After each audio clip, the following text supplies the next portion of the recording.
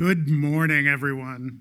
It is a sincere and profound pleasure to welcome you to the inaugural Convocation of the University of Austin. We often hear of occasions referred to as historic. Usually this is a sort of feeling or sense that a particular moment or event is elevated or heightened, that something noteworthy or novel is occurring, a new this, a first that. This to me seems a rather tepid use of the word historic. What is truly historic is that which sends the trajectory of history and lives lived within the stream of history, shooting in a direction other than that towards which they were tending. History is not a story unfolding, it is an epic being written.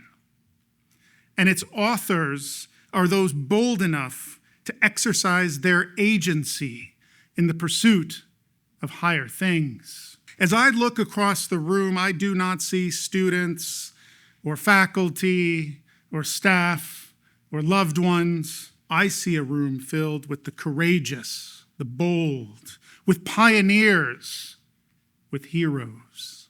I see a room filled with those who have said emphatically, we will not accept passively what we have been handed. The givens are not good enough.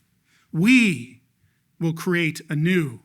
We have come together, all of us, as founders. Ours is a revolutionary institution, revolutionary in the proper sense. False revolutions propose only the tearing down of the established order. They are an exercise in nihilism. Yet the word revolution, in its original sense, revolvere, means to revolve, to turn back to a point of origin with the purpose of renewing an originary spirit or ideal. To what are we returning? Not to some pallid vision of what universities looked like a decade or two or three ago before their current malaise. Not to some nostalgic notion of ivied quads and fusty dons. Our return is even more radical. Radical in the sense of radix, roots, in that we are returning to the very roots of the Western intellectual tradition, to the very roots of the civilization that brought forward these extraordinary institutions we call universities. We are returning to a time when living the life of the mind was itself a bold adventure, when the world was afire with contending and clashing ideas, when everything under the sun was scrutinized and measured and queried, which gave birth to a civilization that was restless and curious and risk-taking, a Promethean civilization that sought the light of truth, even when that light was searing or sometimes even blinding. Higher education is often referred to as the academy or academia. This occludes how extraordinary the original academy actually was. In 387 BC, Plato, very much like we are doing today, founded a school, which took its name from the place where it met, an olive grove on the fringes of Athens called the Academia. Here, the great philosopher gathered students who were passionate about pursuing the fundamental human questions. What is justice? How do we acquire knowledge? What is the source of beauty? There were other schools in Greece that coalesced around such figures as Empedocles, Epicurus, Thales, Democritus, and many others, all of whom believed that the world could be understood through sustained rational inquiry, and each of whom offered particular answers to the mysteries of the cosmos. What distinguished Plato's academy, however, was doctrinal pluralism and a variety of intellectual approaches. There were no easy answers. Every discussion branched outward with ever greater complexity. The Academy did not commit to a particular school of philosophy, but was a place where knowledge was comprehensively debated, analyzed, and advanced. It was, in the words of Shakespeare, the quick forge and working house of thought. The range of topics was vast, the curiosity of the students ardent, their appetite for ideas voracious.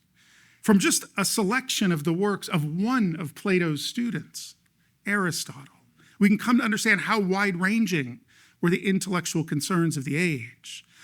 He wrote on the heavens, on meteorology, on the soul, on memory, on sleep, on the history of animals, on the movement of animals, on colors, on the situations and names of the winds, on metaphysics, on ethics, on politics, on economics, on rhetoric, on poetics.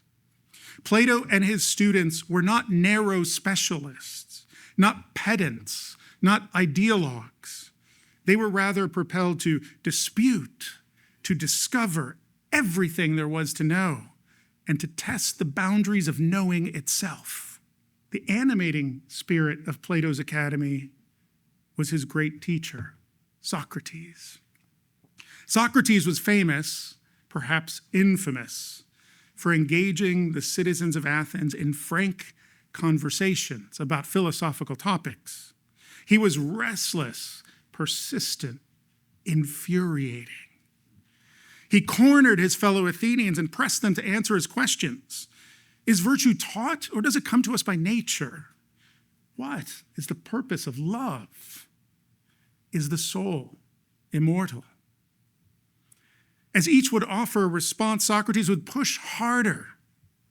Is this truly the best answer? His persistence did not make him popular, and he was ultimately put to death after trial by his fellow Athenian citizens. Yet his mode of inquiry, the elenchus, or Socratic method, is the fountainhead of the entire Western intellectual tradition. Is this truly the best answer? This turn of mind, this unalloyed commitment to truth-seeking, which takes both humanity's passion for understanding, along with the realization that as individuals, our capacity to understand what is true is limited.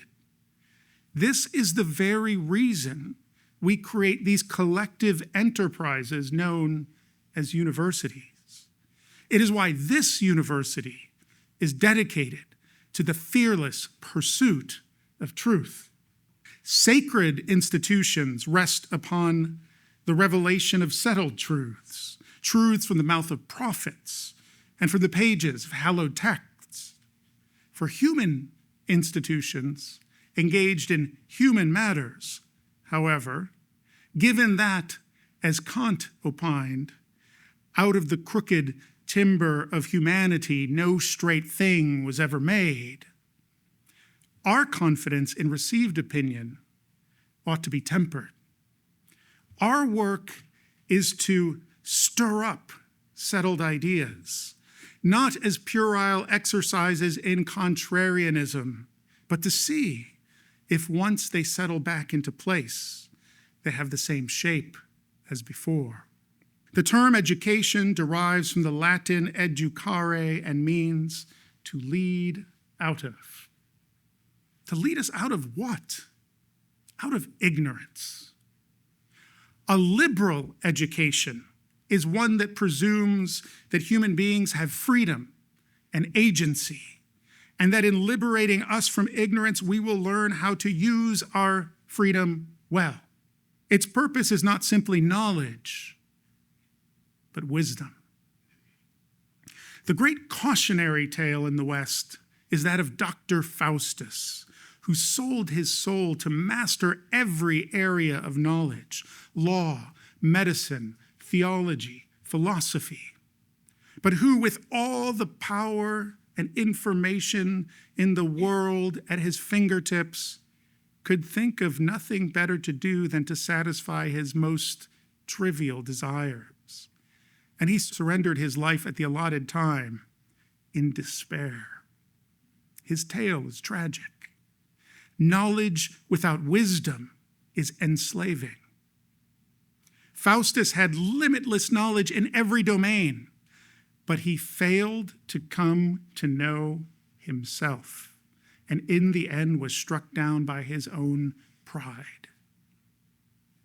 This is the great insight of the Western tradition, that all knowledge begins with self-knowledge. Know thyself. Gnothi softon, proclaimed the oracle at Delphi. We must brush away the veils, dispel the shadows, unshackle ourselves from the chains of ignorance, beginning within and then working outwards. Francis Bacon, the great Renaissance statesman and father of the scientific method, understood the manifold ways that humans compound our ignorance. He identified 4 idols or false images that distort our understanding of the world. Looking at each in turn, we can come to understand the mission of a liberal education and perhaps come to understand some of the pathologies that afflict our own culture and society. The idols of the tribe represent our tendency to leap to conclusions that accord with our desires, to ignore evidence that countermands our prejudices. To remedy this, we should seek objectivity, to see the world as it really is. The idols of the cave reflect our limited, often warped perspectives. What we know of the world is circumscribed by our narrow experience and often arbitrary circumstance. To remedy this, we should seek to be intellectually expansive, to search for sources of authority outside ourselves or those that we have inherited. The idols of the marketplace are those that arise from confusion in human communication, largely out of the imprecise nature of words and symbols and our failure to agree on common meaning. To remedy this, we should lead with empathy and with grace and master the art of conversation. Finally, the idols of the theater are those errors that arise from the totalizing theories and abstract formulations that we construct to explain the human experience. To remedy this, we should embrace intellectual humility, rightly sizing the scope of human ambition, and be wary of those who claim to have found all the answers.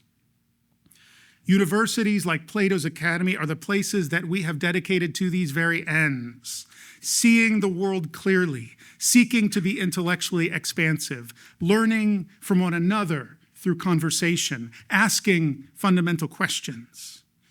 The word university comes from the Latin universitas, or a community convened towards a common end.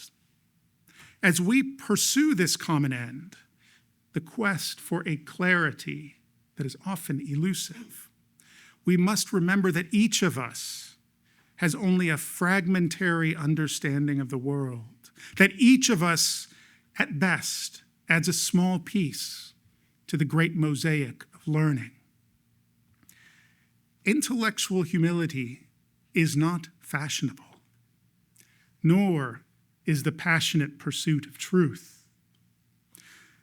We live in a schizophrenic age. On the one hand, this is the age of I, an age of narcissism, of solipsism. We are so ensorcelled by the idea that the self is primary and inviolable that we've collapsed into nihilism. On the other hand, this is the age of ideology. a time when a regnant and totalizing system of thought, grounded in the fundamental error that all human relations are exclusively relations of power, is ascendant. We find ourselves stranded in a stark landscape where the bellum omnium contra omnes, the war of all against all, rages, only to be mitigated, we are told, by the imposition of a technocratic, censorious, and absolute Leviathan.